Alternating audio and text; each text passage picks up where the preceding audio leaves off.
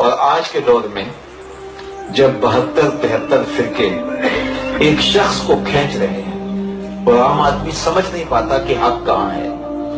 ہر بندے کے لبوں پہ قرآن و حدیث کی بولی ہوتی ہے اور ہر شخص دلائل دے کے اپنی جانب کھینچ رہا ہوتا ہے، بلکہ بعض لوگ تو پریشان ہو جاتے ہیں. کبھی وہ آپ نے پاکستان میں گاڑی اڈے کا حال دیکھا ہوگا کہ کنڈکٹر جو سواری کے ساتھ کرتا ہے، ایک اس کا سامان اٹھا کے لے گیا، دوسرے نے گڑیا کی گود سے بچہ چھین لیا اور تیسرے کنڈکٹر نے گڑیا کا بازو پکڑا اور اپنی بس کی جانب لے جا رہا ہے.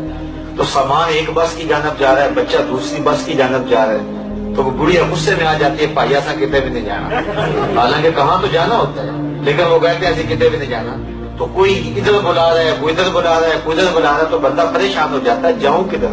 ہر بندہ تو قرآن و حدیث کی بولی سنا رہا ہے. تو بہت سارے لوگ کہتے ہیں کہاں ہی پڑھ لیں گے، ہم کہیں بھی نہیں جانا.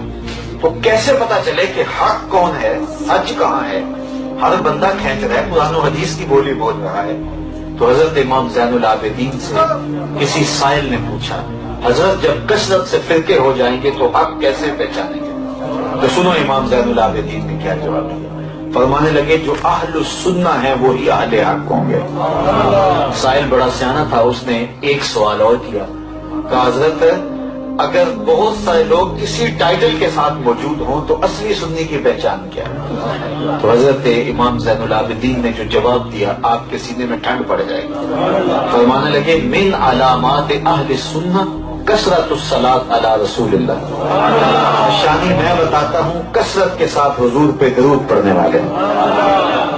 درود شریف عقیدوں کو صحت دیتا ہے، طبیعت میں لطافت پیدا کرتا ہے، زبان میں رس پیدا کر دیتا ہے، لہجے میں کھنڈ پیدا کر دیتا ہے اور حضور کی قربت کا ذریعہ ہے اور انسان کو اور بہت ساری صلاحیتوں سے درود مالا مال کرتا ہے. تو علامہ اقبال کہتے ہیں اگر آپ چاہتے ہیں کہ ہماری نسلوں کے سینے میں حضور کا پیار پیدا ہو تو انہیں کثرت کے ساتھ حضور پہ درود پڑھنے کی تلقین کریں. درود شریف پڑھنے کا سب سے بڑا فائدہ یہ ہے، رسول کریم نے ارشاد فرمایا قیامت کے دن میرے سب سے نیڑے سب سے قریب وہ ہوگا جو کثرت کے ساتھ میرے اوپر درود پڑھنے والا ہوگا. میں فرقہ واریت پر لعنت بھیجتا ہوں، لیکن میں آپ سے انصاف کی بھیک مانگتا ہوں.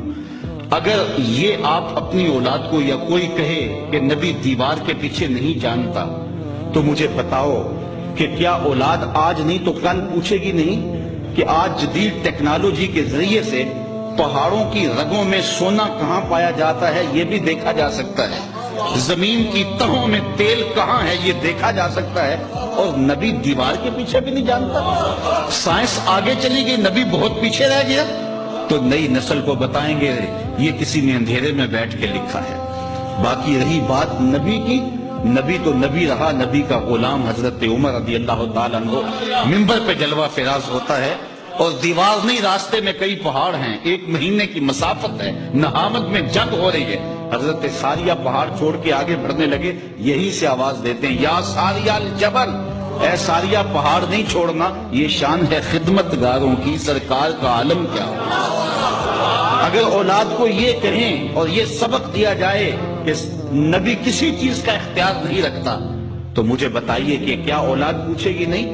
آج انسانی اختیارات تو آسمان کی بلندیوں کو چھو رہے ہیں، ایٹم کا کلیجہ شک کیا جا چکا ہے، چاند کی چھاتی روکی جا چکی ہے، مریخ کے سفر کی تیاریاں ہیں. آج پوری دنیا گلوبل ولیج بن گئی ہے.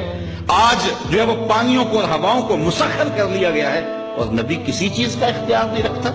تو اپنی اولاد کو بتانا ہوگا نبی کے اختیار کی بات پوچھو، نبی انگلی اٹھائے چاند کے ٹکڑے ہو جائیں، سورج پلٹ کے اثر کے وقت پہ آ جائے اور سڑیاں کھجوراں اگا جاندا ہے اور پتھراں نو کلمے پڑھا جاندا. قطرے کو سمندر ذرے کو ستارہ کرتے ہیں، کونین کو خم آ جاتا ہے جب زلف سوارا کرتے ہیں. ہم تو اس نبی کی بات کرتے ہیں جو رخ پھیر دے خدا قبلے بدل دے. قبیلہ بنو سلمہ کی مسجد ہے، 4 رکعتی نماز ہے، 2 رکعتیں ہو گئی ہیں، 2 رکعتیں ابھی باقی ہیں. خاطر آطر میں بات آئی قبلہ بدل جائے تو کیا ہو، تو فوراً طائر سدرہ نشین کے پروں کے پڑپڑانے کی آواز آنے لگی. محبوب پروگرام بن گیا تو پھر دیر کا آئے گا، ابھی رخ پھیر لو یا اللہ تیری نماز تو پوری ہو لے.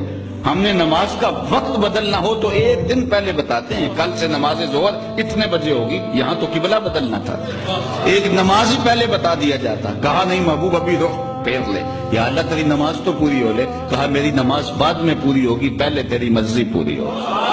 می وریا کستوریاں دا جدو یار نے چوڑیاں زلفاں تے قبلہ عہدے بنیا سائم جدے یار نے موڑیاں زلفاں۔ تو پتہ نہیں کس کو دیکھا ہے، کس کو سنا ہے، کس کی بات کرتا ہے۔ اللہ اکبر۔ ہمارے بزرگ فرمایا کرتے تھے تو نے حلیمہ کی بکریوں کے پیچھے پیچھے دیکھا ہے، سدرہ پر جبریل کے آگے آگے نہیں دیکھا۔ اور اقبال کہتا ہے تو نے یوسف کو کنویں میں دیکھا تو کیا دیکھا، آرے ناداں جو مطلق تھا مقید کر دیا تو نے، تو ابھی تک کنویں میں ڈھونڈ رہا ہے، وہ مصر کے تخت کا مالک بھی بنا ہوا ہے۔ تو جب نبی علیہ السلام کی عقیدت سینوں میں پیدا ہوگی تو لازمی نتیجہ یہ ہوگا کہ حضور کا پیار پیدا ہوگا۔ اور میں کہتا ہوں یہ چاروں چیزیں حضور کی محفل میلاد میں موجود ہوتی ہیں۔